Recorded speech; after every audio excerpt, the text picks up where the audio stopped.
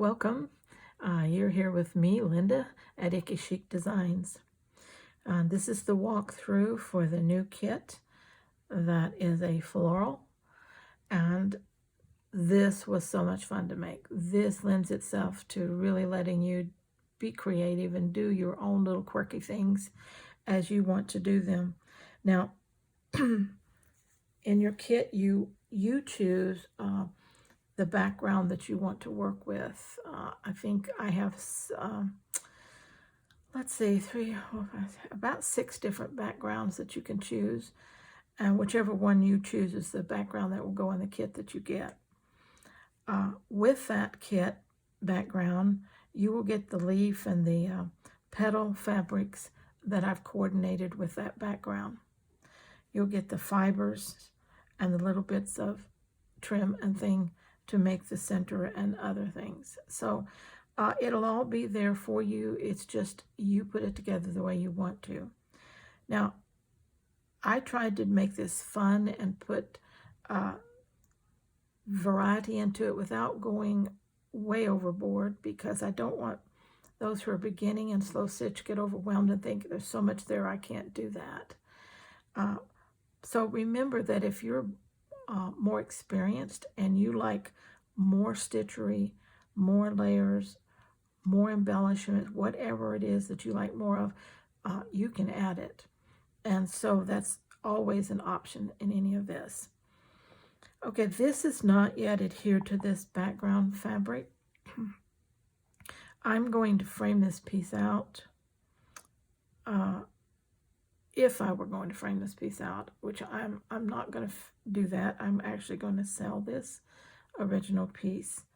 But if I were, I would position it on the black, and then I would come in and I would do a little bit of slow stitching in the background to make sure that it's adhered good.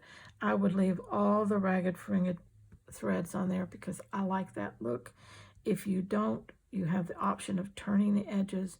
You have the option of covering the edges with something, anything that you wanted to do.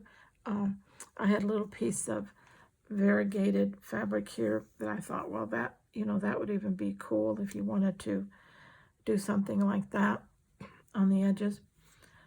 You can take bits and pieces of what you had left over, and you could sew those along the edges, whatever you wanted to do to finish your edges if you wanted them finished. If I were framing this, I would definitely leave enough room so that my yarn can hang off the edge. And I would probably at that point add a leaf or a petal down here that's falling off the original into the background also. Just something to finish the little story. It has another leaf that just fell off, and so here it lives right here. So that would make it really cool. Now, if you're looking at this piece, you can see that it's really simple. The stitches are running stitches, petal stitches, straight stitches, chain stitching, just simple stitches, all the way around. There are some stitching done with some embroidery thread. And again, if you're not familiar with that, it's in your thread section of your craft store, and it is listed as embroidery thread. And what that means is this is very, very strong thread. So one strand of it, you don't have to double it, holds beautifully for work like this. And if you get it in an ecru or a cream or soft light tan like this, it's almost invisible. As you can see, it's on the white here, and you can hardly see it. It's on the purple, and you can hardly see it. So it just doesn't, glare up at you. And where you want to do something different, you can use that. Now, I don't include the embroidery thread because I never know how much to put in there. So if you're going to be doing very much slow stitching, I suggest you just buy a spool of it. It's not that expensive, and you'll have plenty. The key to this, making this interesting, is to make every leaf and petal different. Not necessarily does it have to be different in shape, for instance, or all the petals are the same shape.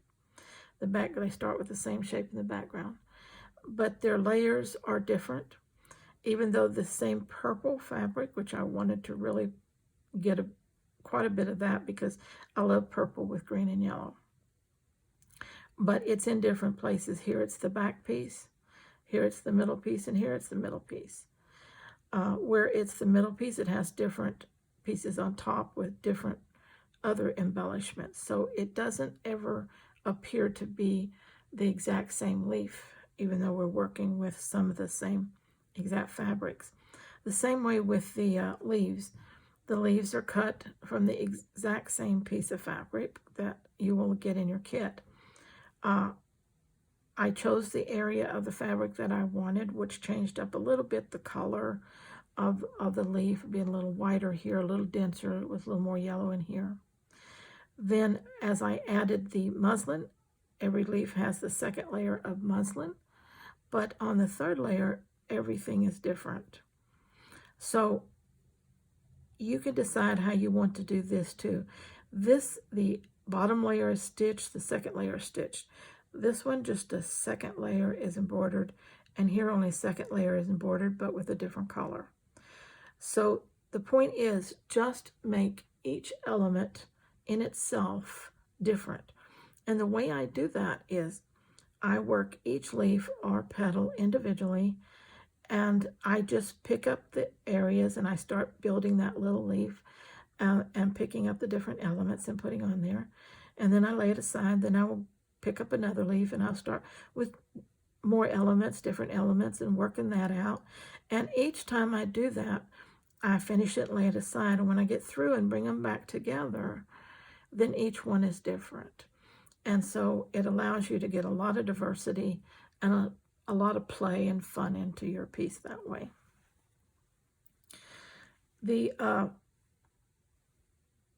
Sometimes people say, well, if you change color backgrounds on me, I don't know what to do.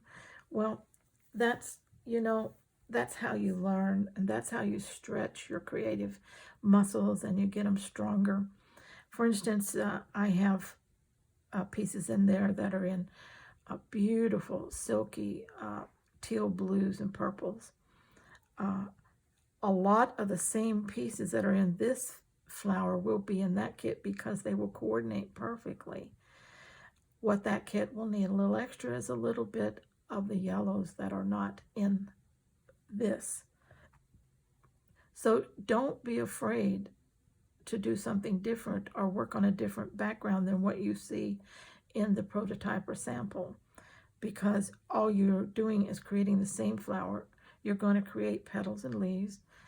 You're going to layer them up. You're going to diversify them. You're going to add and take away things that you think it needs. Every kit will come with a coordinating yarn. This purple yarn works good here, and it will work good in some of the other kits, but then there are some kits that background colors it won't, so it'll be a different yarn in there. The centerpiece will probably be the same. This background fabric, this loose weaved background fabric will probably be the same because it coordinates. It's a cream color. It'll go with anything. It's what you add to the top that will make the difference. I really like this right here. It's just little pieces off of a Chanel bedspread that I saved at the thrift store. And I love it because it has a flowery floral element look to it, and I love it. I've used it on many different things and it works just great. So when you're building your own stash of things to work out of, don't throw anything away. Always save it for a while, because what first doesn't appear to have a use somewhere down the line normally does. And I end up using everything sooner or later. Some of these things are vintage in the sense that I've had them forever, some of my pieces, and it's because it has sit on that shelf until the perfect project came along for it, and that's where it was needed. It was a vintage bedspread, and had stains on it, and it really wasn't a bedspread I would buy and put on my bed. Because of that, it also had a couple of holes in it. Didn't want to go through all the restoration thing. But it had, being a bedspread, it had a whole lot of areas that weren't damaged. And so the chenille in that was perfectly good. So I cut it up, saved all the good parts, and put it on the shelf. And now it's finding a home in these kits, and I'm so glad. I get attached to these things that I find that I think I have a great project for coming down the line. So you can do the same as you get some things together for yourself.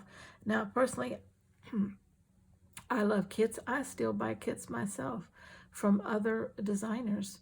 I love kits because it gives me a sense of doing what they do, and I don't copy their work exactly. I always put my own little twist and flair to it, but I feel like I'm working along with them, and I learn from them.